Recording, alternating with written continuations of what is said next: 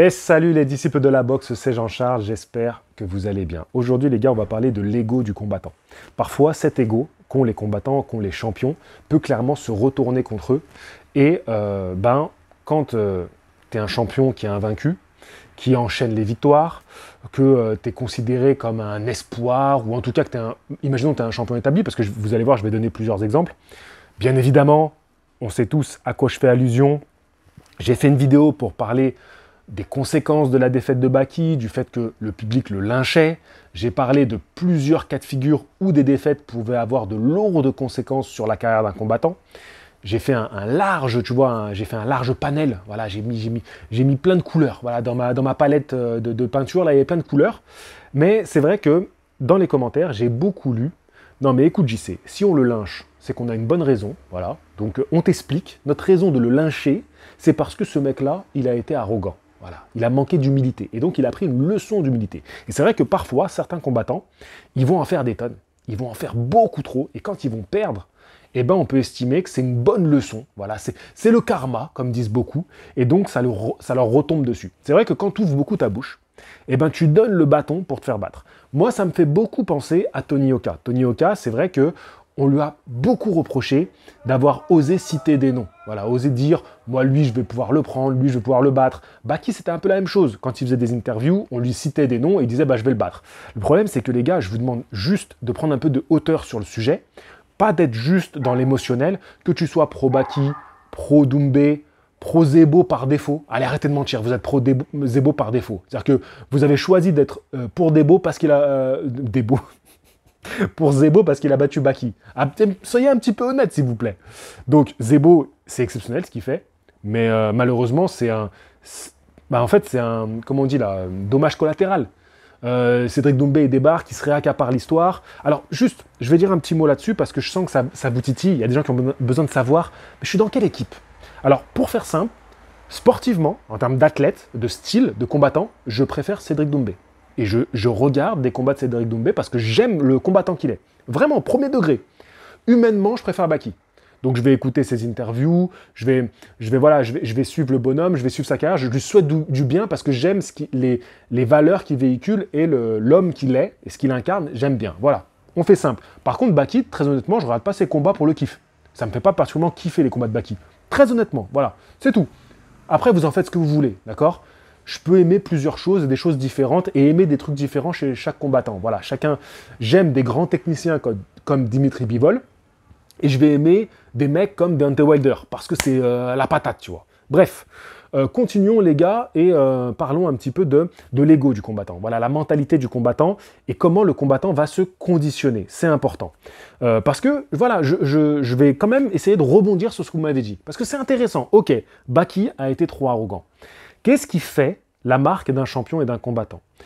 Quand on va leur poser des questions, on va leur dire oui, mais lui tu le prends, c'est très rare qu'un combattant va reconnaître qu'il peut être battu par ces mecs. Faut imaginer les gars que vous êtes dans l'exercice du combattant, je vous ai dit voilà, essayez de vous mettre un petit peu à leur place, essayez de prendre de la hauteur, d'accord? Vous n'êtes pas juste un supporter, ou vous n'êtes pas juste un anti, parce que ça arrive d'être anti quelqu'un. Moi, pendant des années, j'ai été anti-Floyd Mayweather, je me levais la nuit pour le voir perdre. Donc je sais ce que c'est d'être un anti. Je comprends tout à fait. Donc, juste prenons un peu de hauteur. Tu es dans cet exercice, tu veux faire carrière dans les sports de combat, tu sais que tu vas être jugé, tu vas être regardé, et quelque part en toi, tu as envie d'aller gratter les sommets, tu as envie d'aller affronter les meilleurs combattants. Quand on te pose la question, toi, ton état d'esprit, c'est d'aller les battre, ces mecs. Donc, tu vas dire, oui, je les prends. Après, il y a des manières de faire. Quand tu dis, je les prends facile, quand tu dis, ils sont pas à mon niveau, quand tu dis, je suis 1000 fois meilleur qu'eux, ok. Alors, je cite pas des gens en particulier quand je dis ça, mais c'est vrai que ça, le public va le garder en travers de la gorge. Tu nourris quelque chose, tu nourris un intérêt auprès du public, tu essaies de te vendre, tu te fais chauffer par l'interviewant, tu vois, qui est là et qui lui veut... Il va sortir les gros noms. Le mec est interview, parfois même, il y connaît rien à ton sport. Mais il va te sortir les gros blazes. Tu vois, lui, alors lui. Et toi, tu es un peu dans le truc de « Ah, qu'est-ce que je fais ?» Moi, je vais prendre mon cas de figure personnel. J'ai été dans le truc d'interviewer des boxeurs. Il y a des boxeurs qui m'ont fait retirer des parties d'interview. Ils m'ont fait retirer parce qu'ils étaient trop cool envers les boxeurs qu'ils citaient. Ils ont dit non, moi je veux pas que ça paraisse tranquille et tout ça, mais comme ils voulaient pas jouer le jeu d'être trop clash non plus, ils m'ont fait retirer des parties. Moi je trouvais ça sincère quand ils en parlaient. Mais en fait, il faut comprendre la mentalité du combattant. Il a ce truc de se dire, je veux pas paraître faible. Je veux pas que les gens voient que je suis faible. Il vaut mieux paraître trop fort, trop sûr de soi, trop se gonfler, que paraître un petit peu faible. Surtout dans l'univers des sports de combat, l'univers des sports de force, sports de contact. On va s'éteindre. Il y a un jeu psychologique. Le jeu psychologique, il commence sur toi-même. Comment tu te gonfles, comment tu te motives, comment tu te donnes envie d'aller affronter les meilleurs. Il faut que tu arrives à être convaincu toi-même avant même de vouloir convaincre les autres, de te donner une chance et convaincre ton adversaire que tu vas le battre. Il faut arriver après à, comme on dit, rentrer dans sa tête. Mais ça commence par ce travail d'ego. Il faut gonfler ton ego. Essayez 2 secondes, s'il vous plaît, d'entendre ça. Parce que c'est assez dur après de communiquer avec vous. Tu vois, j'ai l'impression que je parle à des martiens, que nous n'avons pas le même langage. Les gars, parlons psychologie des combattants. Prenons de la hauteur. Voilà. Et parce que franchement, je vous ai trouvé limité, certains, dans les commentaires. Je vous ai trouvé très limité. C'était ouais, mais toi, t'aimes pas Doumbé. Ouais, mais toi, t'es un pro Baki. Oh, est-ce que c'était vraiment le sujet de la vidéo? Non. Donc là, s'il vous plaît, parlons de l'ego. Il faut comprendre cet ego. Après, ok, dans la forme, il y a des mecs qui doivent doser. Ok, ça je vous l'accorde totalement. Il y a des mecs dans la forme, ils doivent doser. Mais n'oubliez pas que ce qu'ils veulent, c'est aller chercher la ceinture. Il faut aller chercher le maximum. Et prenons un cas de figure où les mecs dosent trop. Cyril Gane, qu'est-ce qu'on lui reproche? On lui reproche d'être trop faire des cœurs. Donc, il faut comprendre aussi que dans tous les cas, tu vas te faire descendre. Et je crois que le combattant préfère se faire descendre parce qu'il en dit trop, parce qu'il en fait trop. Je pense, hein. Et vous préfériez vous faire descendre sur quoi? Parce que vous affichez trop vos ambitions ou parce que vous êtes trop gentillet? Non. Moi, perso, j'aime bien le côté un peu grande gueule. J'aime bien. Moi, Doumbé, pendant longtemps, il m'a fait beaucoup rire. Et je pense que là où ça a dépassé les limites pour moi, c'est quand il s'en est pris à Zebo de manière aussi dure, surtout que Zebo était tellement tranquille. C'est bon, il était tellement tranquille. Donc, moi, j'ai trouvé ça cruel, à bon moment. Mais le côté vanneur, moi j'aime bien. Je trouve ça drôle. Les vidéos de Doumbé, j'aimais bien. Je regardais ses vidéos, je trouvais ça vraiment marrant. Je le trouvais très bon, très fort en com. Donc franchement, moi j'étais bon public pour ça. J'étais bon public. Après, Zebo, vous avez vu la crème que c'est? C'est bon, tu vois. Il faut vraiment que Doumbé il passe l'éponge. Il faut arrêter avec ça. Il faut lui montrer du respect à ce bonhomme. Mais vraiment lui donner du respect. Pas dire un peu des gentillesses et derrière, boum, le descendre et s'accaparer sur le truc. Ça, c'est aussi l'ego. C'est l'ego de Doumbé qui a besoin d'être mis sur le devant de la scène. C'est l'ego du champion. Donc, restons dans ce côté ego du boxeur. Il y a beaucoup de boxeurs qui n'arrivent pas à accepter la défaite. Là, pour le coup, Baki, vous n'avez rien à dire. Alors, je sais, il y en a qui vont me dire les excuses. Venez, on en parle juste après. Baki, lui-même, il a été très respectueux envers Zebo. Les gars, je vais vous citer des exemples. Oh, des boxeurs, ils ont dit des dingueries. Des folies. Quand ils ont perdu, ils sont partis dans tous les sens. Moi, je me rappelle de Deontay Wilder, après sa défaite contre Tyson Fury. Le mec, il fait une vidéo, il part dans un trip, il explique que les gants, ils étaient truqués, il dit que l'eau, je sais pas quoi, l'eau, elle était empoisonnée. Son coach qui l'arrête, parce que le mec, littéralement, il allait mourir, il est en train de se faire défoncer, son coach qui l'a arrêté, il l'a viré. Vous imaginez l'ego du mec? C'est-à-dire qu'il faut un ego de fou furieux pour en arriver là. Mec, t'es en train de te faire tabasser, tout le monde l'a vu. Non, mais mon coach, il m'a arrêté, il aurait pas dû m'arrêter. Il aurait dû me laisser mourir. Mais mec, il t'a sauvé la vie. Tyson Fury, il était sur un nuage ce jour-là. Il était exceptionnel, Tyson Fury, ce jour-là. Et Dieu sait que j'aime pas Tyson Fury. À un moment donné, il faut redescendre. Quel ego te passe par la tête pour te comporter comme ça? Il y a des cas de figure où des gens qui parlent beaucoup. Je pars un peu dans tous les sens, excusez-moi, mais j'ai eu un peu de mal à démarrer cette vidéo. On est en fin de journée, je suis plus trop là dans ma tête, mais bon, vas-y, tranquille. Moi, je mets mon ego de côté et je sais que je ne serai pas exceptionnel. Des mecs qui ont beaucoup parlé et qui se sont fait taper, bien sûr, Mohamed Ali. Mohamed Ali, c'était un peu le roi de la petite phrase. Quand on compare Doumbé à Ali, les gars, arrêtez, comparez ce qui est comparable. Donc, Ali, c'est vrai qu'il avait toujours ce truc, ce chic pour être assez insupportable. Et quand il perd contre Joe Frazier, alors là je parle bien de son combat contre Joe Frazier, qui prend une lourde défaite, voilà, là ça te remet à ta place. C'est-à-dire que le champion c'est lui, c'est Joe Frazier, il avait récupéré ta ceinture un peu email champ, mais quand même il avait récupéré ta ceinture, c'est le champion en place, il est jeune, il est fougueux, et il tape. Et il t'envoie au tapis dans le dernier round. Dur. Et voilà, après il faut repartir au charbon, et derrière il faut assumer. Il faut assumer que t'as une grande bouche, j'allais dire Zebo. Ali, il va reprendre Frazier, il va le battre. tu vois. Ça reste une des plus grandes rivalités de sport, tu vois, qui existe. Donc, on parle aussi de mecs qui pètent un câble. Ben, Fury et Joshua, après la défaite contre Usyk, c'est des défaites qu'ils ne s'expliquent pas. Ils comprennent pas comment Usyk, aussi grand technicien qu'il soit, les batte. Et après ces défaites-là, ils partent en vrille, ils dérapent. T'as Joshua qui, sur le ring, jette les ceintures, il dérape complet. Il part, il revient, tu vois, il quitte le ring, il revient. Un caprice de gamin de 5 ans au rayon Kinder. Et t'as Tyson Fury qui dit non, le pointage, il est pas bon. Si j'avais été en Angleterre, j'aurais gagné. Mec, mais comment ça, t'aurais gagné? Mais qu'est-ce que tu me racontes? Mec, il t'a battu, il t'a bien battu. Donc, tu vois, et ça, c'est l'ego qui parle. C'est l'ego qui fait qu'ils n'arrivent pas, en fait. Ils n'arrivent pas à entendre la défaite. Et pour le coup, Baki, parce que faisons des parallèles, Baki, pour le coup, il prend la défaite comme elle est. Il prend la défaite. Après, on va parler des excuses. Parce que ça, c'est intéressant aussi. Donc moi, déjà, je pense que l'ego, ils s'en nourrissent. Ils nourrissent leur ego. Ils ont besoin de nourrir cet ego pour avancer. Et peu importe le niveau, tu vois, bien sûr, quand tu vois la défaite de Baki aujourd'hui et que tu as vu les défaites de Tony Oka, bah, toi, tu as envie de leur dire, bah non, t'es pas du niveau UFC pour Baki, enfin, champion UFC, je te vois mal devenir un champion UFC aujourd'hui, et Tony Oka, bah, je te vois mal battre les noms qui sont dans le top 10 aujourd'hui, tous les noms du top 10, avec ce que tu as dit avant, ce que tu as fait, bah non, aujourd'hui, on estime que tu n'es pas au niveau. Première chose que j'ai dite après la défaite de Tony Oka, niveau top 10, ça s'arrête là. Aujourd'hui, tu n'as pas le niveau top 10. C'est clair. Donc, mais ils ont besoin de se nourrir de cet ego. C'est important. Tu montes pas sur un ring, tu boxes pas. Les gars, prenez juste 2 secondes, mettez-vous encore une fois à la place, même si je sais qu'il y en a beaucoup qui disent oui, il faut quand même combattre pour comprendre et tout. Non, mais déjà, même si on a un peu combattu, on n'est pas du niveau de ces mecs-là. Jamais on saura ce que c'est d'affronter l'élite mondiale. La plupart des gens ici, même s'il y a des combattants qui m'écoutent, voilà, il y a eu 12 000 vues sur la vidéo des conséquences de la défaite. Je pense pas qu'il y a 12 000 mecs qui sont au niveau championnat du monde UFC.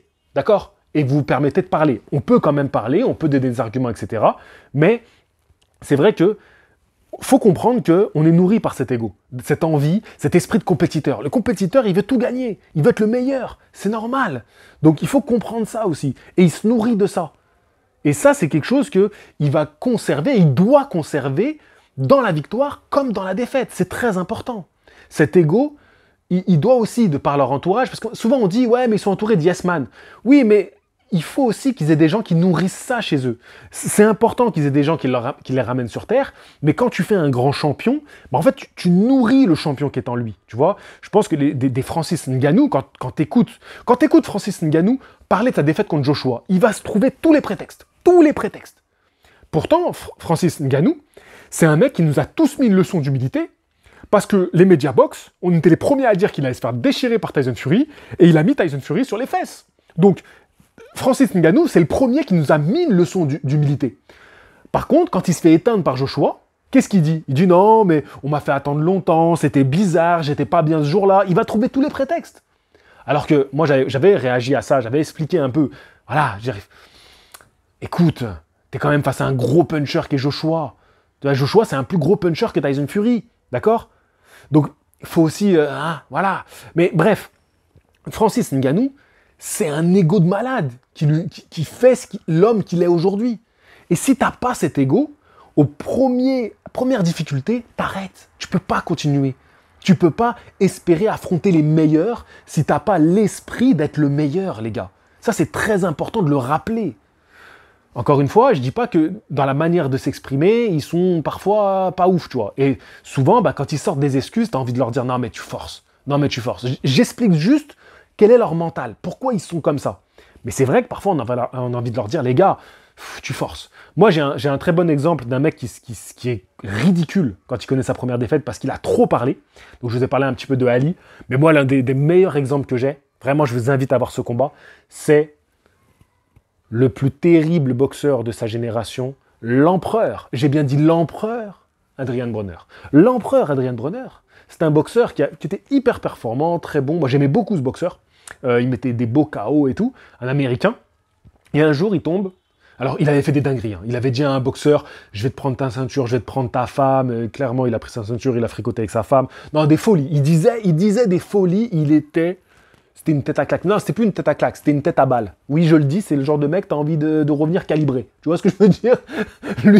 Lui, tu n'acceptes pas la défaite face à lui. T'as envie de revenir calibré. Bon, il faut pas dire ce genre de choses, faut pas faire ce genre de choses, mais c'est le genre de gars qui attirait ce genre de sentiment, si je suis tout à fait honnête avec vous. Donc, et un jour, il tombe sur Marcos Maidana. Et il va le taper. Marcos Maidana va le taper, il va être envoyé au tapis, il va chanceler de fou quand il est envoyé au tapis. Il finit le combat, mais il perd ce combat-là. Donc c'est sa première défaite. Et ça avait fait la risée d'Internet, il avait tourné partout, même sur des plateaux. Il était venu, on s'était foutu de sa gueule et tout. Donc, et ça, c'est vraiment le karma qui te revient en pleine face. Donc oui, bien sûr.